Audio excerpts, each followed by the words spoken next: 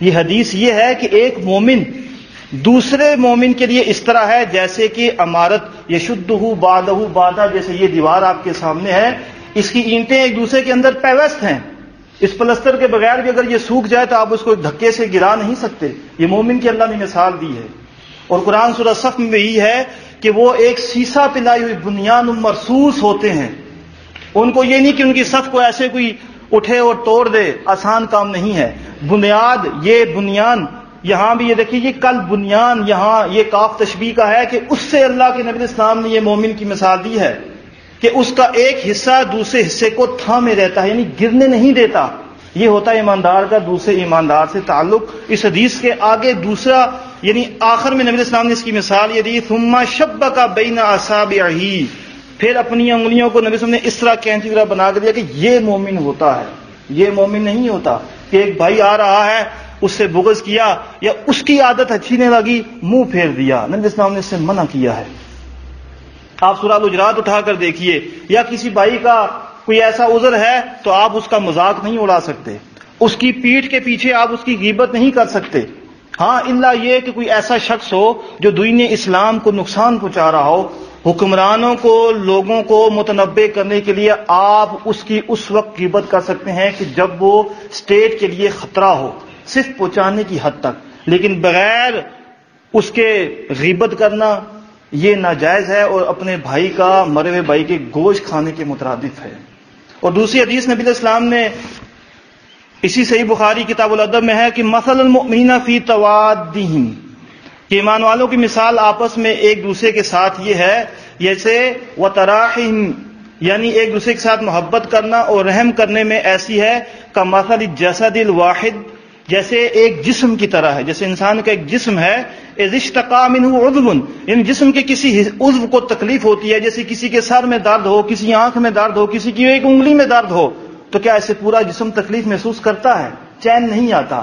اس ایک پور کو ہو، اس ایک انگلی کی ہو تو پاؤں تک، دوسرے سرے تک انسان کے جسم کو چین نہیں آتا۔ اس طرح مومن کی مثال دی، تداعى له سائر الجسد بالحمى والسهر، یعنی جسم کے ایک عضو کو تکلیف ہوتی ہے تو دوسرا تو سارا جسم درد کا شکار ہو جاتا ہے، بیدار رہتا ہے۔ آج کیا خیال ہے آپ کا؟ کیا آج کے مومن ایسے ہیں؟ ایسے ہیں؟ کیا کلمہ پڑھنے والا مار کھائے، اس کے نونہال کو چھید دیا جائے، اس کی بیوی کی، اس کی بچی کی عصمت دری کی جائے، کلمہ پڑھنے والوں کے کان پر جوں تک نہیں رینگتی، ان کے بارے میں دعا کرنا بھی گوارا نہیں کرتے۔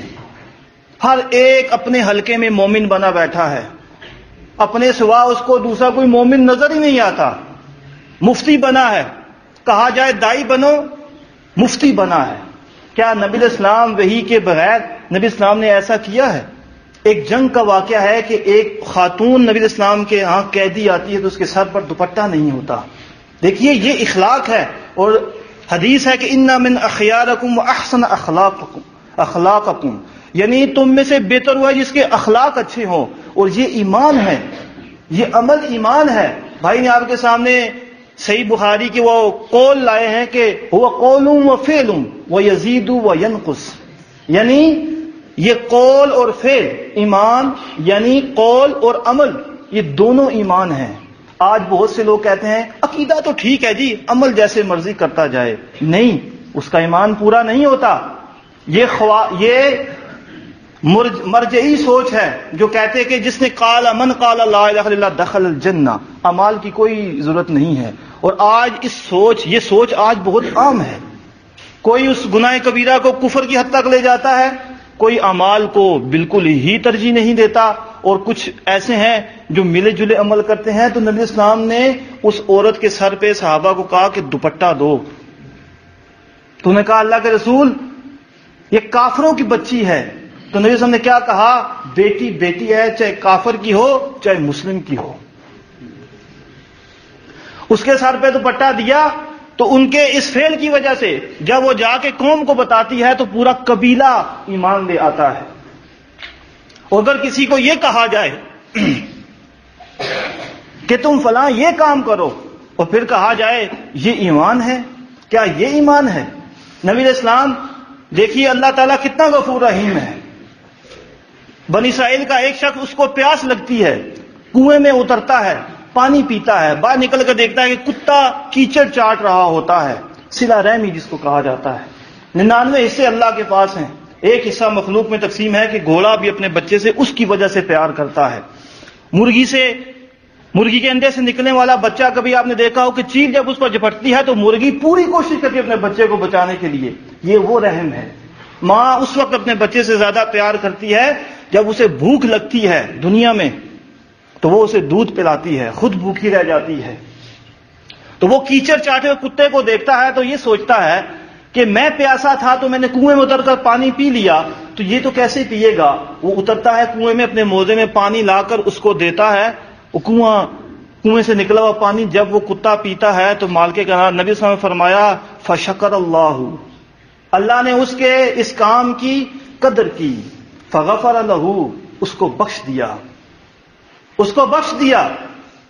تو یہ صلہ رحمی یہ ہے کہ ہمارا بھائی کے سامنے آئے تو ہم اس سے منہ پھیر لیں، اس سے قطع تعلقی کریں۔ لا يدخل الجنت قاطع، صحیح بخاری کی حدیث ہے، وہ شخص جنت میں نہیں جائے گا جس نے قطع تعلقی کی۔ اور اس سے پہلے آپ نے حدیث سنی سباب المسلم فسوق وقتالہ کفر، یعنی یہ کفر اصلی تو نہیں ہے لیکن یہ گناہ کبیرہ ہے، یہ گناہ کبیرہ ہے۔ اللہ تعالیٰ رشتوں کو جوڑنے کا حکم دیتا ہے، وہ جو توڑنے کا حکم دے پھر کہے کہ ہم نے کر دیا، تو نبی اسلام کی حدیث ہے لا یرحم من لا یرحم، جو رحم نہیں کرتا اس پر رحم نہیں کیا جاتا۔ جو لوگوں کو توڑتا ہے وہ ٹوٹتا ہے، جو لوگوں کو جوڑتا ہے اللہ تعالیٰ اس کو جوڑتا ہے، اللہ اس کی مدد کرتا ہے۔ تو یہاں ایک جسم واحد کی مثال دی، اور اس کے بعد نبی اسلام نے دیکھیے صحابہ کرام میں سب کے درجات ذہنیت ایک جیسی نہیں تھی، سب کا لیول ایک جیسا نہیں تھا، مختلف قسم کے لوگ آتے تھے۔ تو نبی اسلام نے بڑے مختصر انداز میں مسلمانوں کو جوڑنے کے لیے ایک بات کہہ دی۔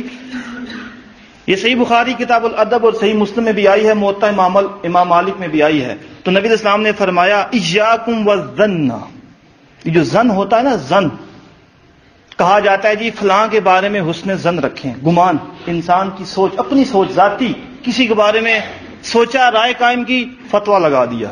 ایاکم والظن، یہ جو گمان ہوتے ہیں، فإن الظن اکذب الحدیث، یہ جھوٹی بات ہوتی ہے۔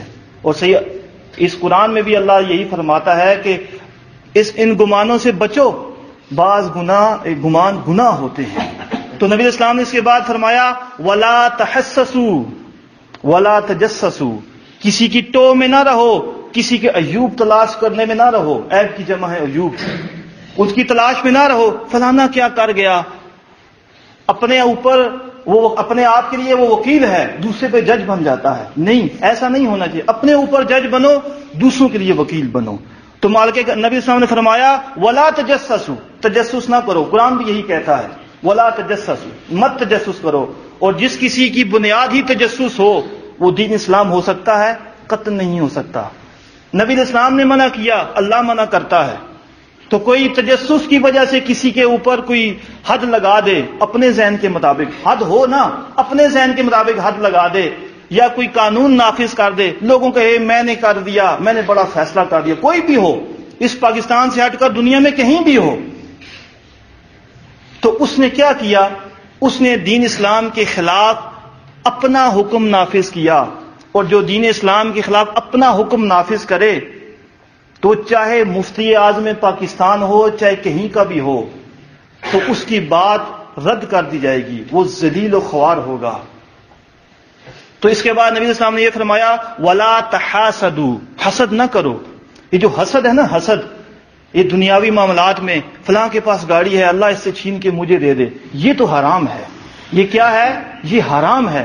لیکن علم کی وجہ سے کسی بھائی پر وہاں جو حدیث میں لکھا ہے رشک، اس کے من میں ہے کہ جیسا اللہ نے اس کو فہم دیا ہے، اس کو سمجھ دی ہے، اس کو علم دیا ہے، جیسا یہ لوگوں کے سامنے بیان کرتا ہے، اللہ ایسا مجھے بھی دے، اس سے چھینے نا، ایسا مجھے بھی دے، یہ جائز ہے۔ اور جو دوسرا ہے وہ کیا ہے؟ حرام ہے۔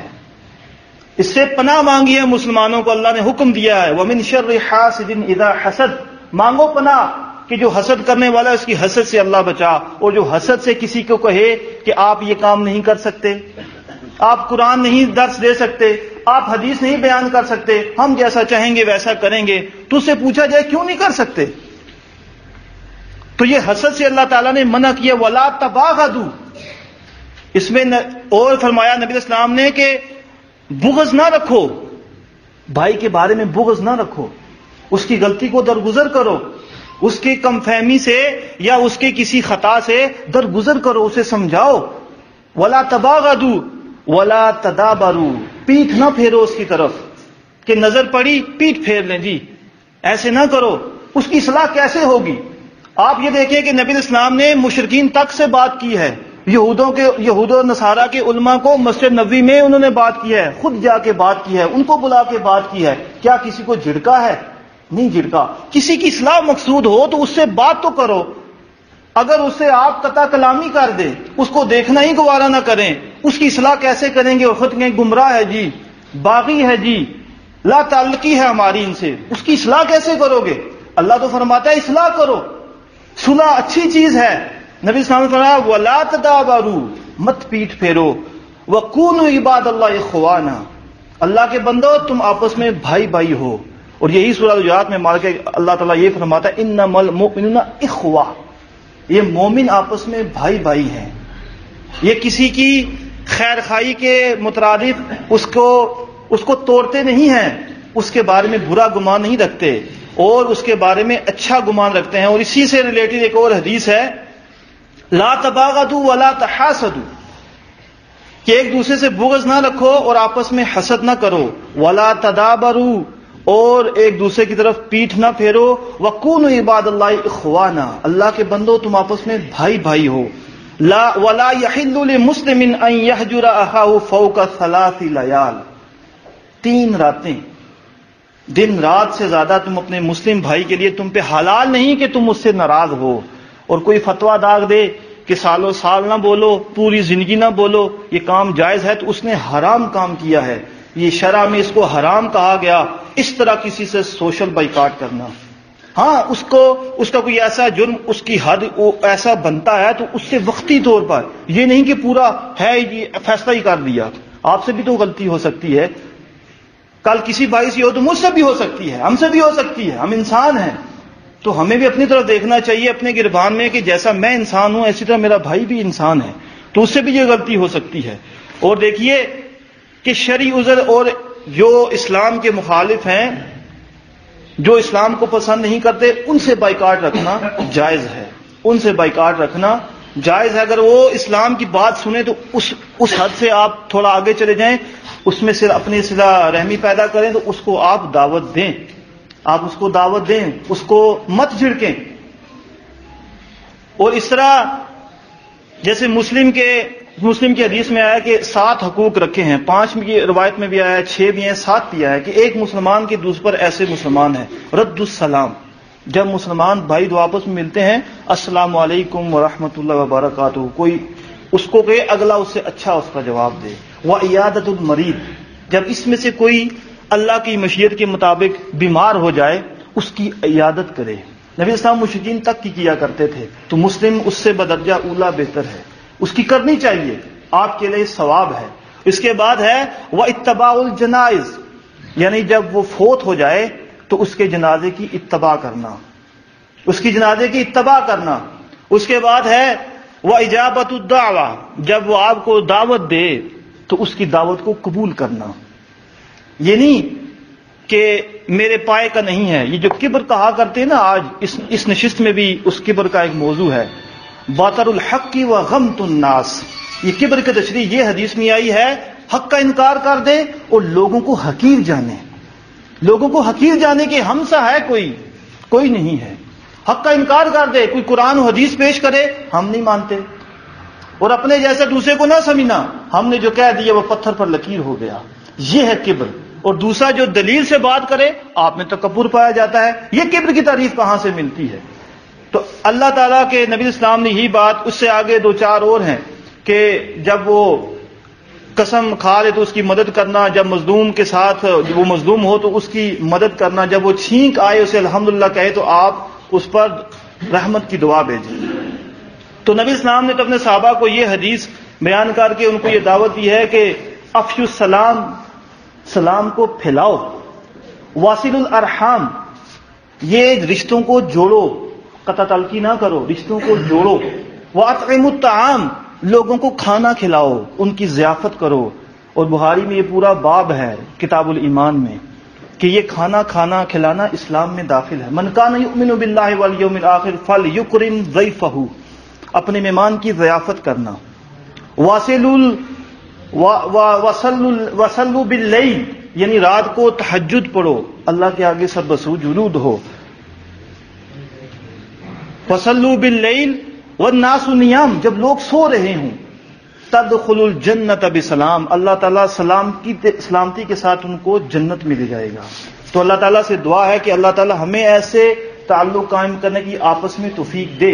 اللہ تعالیٰ ہمیں ہمارے دلوں کو استقامت دے. اللہ تعالیٰ ہم کو گمراہی سے بچائے، اسلام پہ اکٹھا ہونے کی توفیق دے.